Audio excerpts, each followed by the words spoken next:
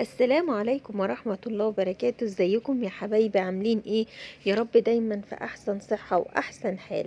النهاردة هنعمل ايه؟ هنعمل حاجة جميلة قوي قوي قوي، ولا استغلال المحلات ولا اي حاجة. هنعمل الرز بلبن بطريقة بسيطة وجميلة وخطيرة، هتعجب الولاد جدا جدا جدا. هتعمليها في البيت بأبسط الوصفات. ها، وانتي اللي هتزينيها براحتك، دي راجعلك انتي. ها، وبتبقي عارفه انتي عملتي فيها ايه. تمام كده؟ تمام. بصوا الطريقه، انا بصراحه كان عندي شويه فارماسي، رحت رشاهم عليها عطوا شكل رائع. وكان عندي برضو كريز، حطيتها عليها برضو عطى الشكل جميل. يلا بينا عشان اقول لكم عملناها ازاي. اول حاجه جبت بوله واحده رز، غسلتها كويس جدا وبعد كده سبتها تنشف. بعد كده جبت بولة الا ربع سكر، وبولة الا ربع كريم شانتيه خام، ووش لبن حلو، وثلاث معالق من النشا. تمام كده؟ دي كل المكونات، زائد الفانيليا السايلة. جيت بعد كده جبت حلة، حطيت حوالي ربعها مية، وحطيت الرز فيها. انا عايزة الرز يستوي لحد ما يبقى يشرب المية بتاعتها دي. وجبت تقريبا حوالي كيلو الا ربع لبن، وفضيت فيه النشا، وقعدت اقلب فيها كويس، كل حاجة على البارد. قعدت اقلب فيه كويس جدا لحد ما النشا داب فيها. وبعد كده هنزل ببقية المكونات. نزلت بعد كده بالكريم شانتيه الخام، بيدي طعم خطير خطير، والله طعمه جميل جدا جدا. بصوا، بتفضلي تقلبي فيه كده لحد ما يدوب، واول ما تحسي ان هو خلاص تجانس مع المكون، تروحي نازله ببقيه الحاجه.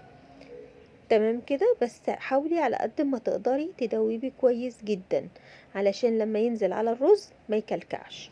نفضل نقلب فيه كل المكونات. بعد كده نزلنا عليهم بالسكر. السكر دي حاجة اختيارية ليكي، انا بحب اعمل الحاجة ما تكونش مسكرة قوي، ما بنحبوش الحاجة مسكرة قوي.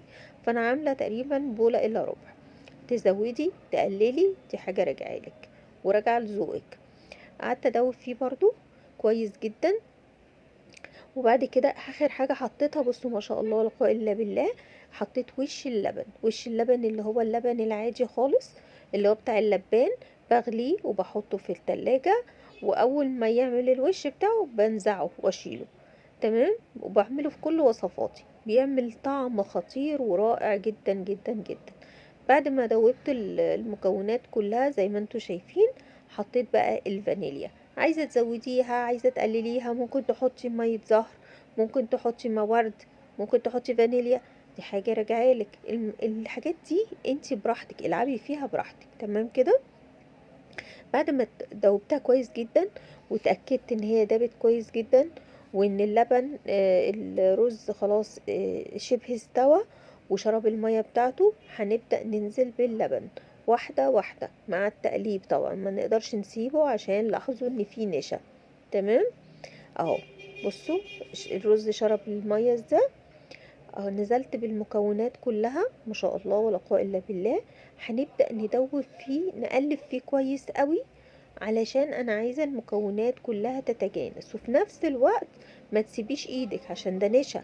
انتي لو سبتيه ممكن يكلكع لا قدر الله. فانا قعدت ادوب فيه كويس جدا. تمام اهو. بصوا بدأ بعد بصوا بدأ الرز يتجانس ويبدأ يغلي هو واللبن، ويتجانس كله مع بعضه، وبدأ يستوى مع اللبن. تمام. فانا بسيبه شوية، واول ما الاقيه بيبقبق كده، يبقى معنى كده ان هو خلاص وصل لمرحلة التسوية الصح. جبته بعد كده وبدأت اعبي البولات.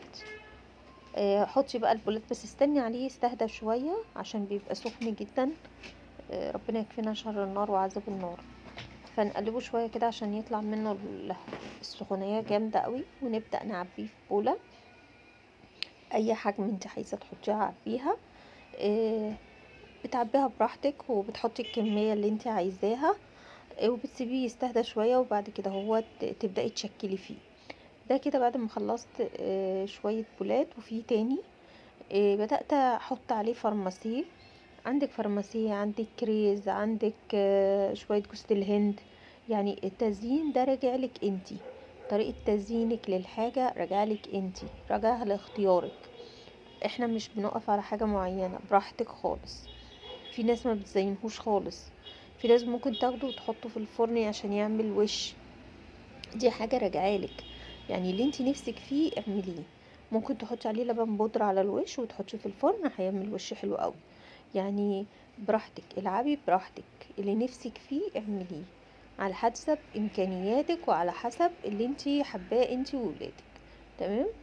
فانا بصراحة كان عندي فارماسي، حطيت فارماسي. كان عندي كريز، حطيت كريز. فانا يعني حبيت ايه، احط من ده ومن ده، وده اللي يحب ياكل من ده تمام، واللي يحب ياكل من الكريز تمام.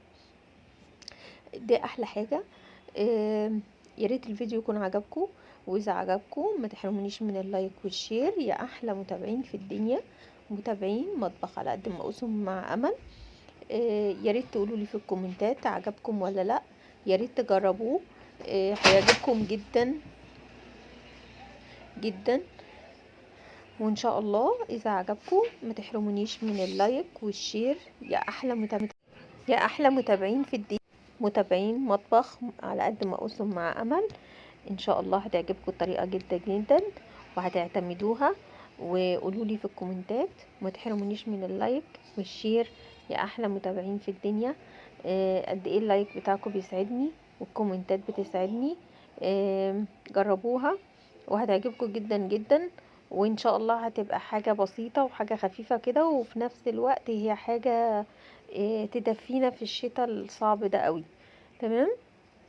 مطبخ على قد ما اسم، في وصفات كتير بريحة اكل زمان وطعم زمان.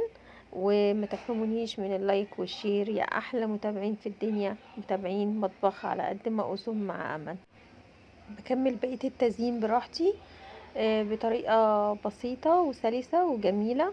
انتوا ممكن تعملوها مع ولادكم وتخلوا ولادكم هم اللي يساعدوكم فيها. الولاد بيبقوا مبسوطين جدا ان هم بيعملوا حاجة زي كده. ممكن تعمليها على اشكال مختلفة، ممكن تعمليها على شكل هلال، ممكن تعمليها دايرة، اي حاجة اي حاجة انتي حباها اعمليها. وكده خلصت بقى التزيين يعني بتاعها. وحطيت بعد كده اهو هحط كريز، وهيبقى شكله في منتهى الشياكة والجمال ورائع جدا. يا رب يعجبكم الطريقة وما تحرمونيش من اللايك والشير يا احلى متابعين، والسلام عليكم ورحمة الله وبركاته.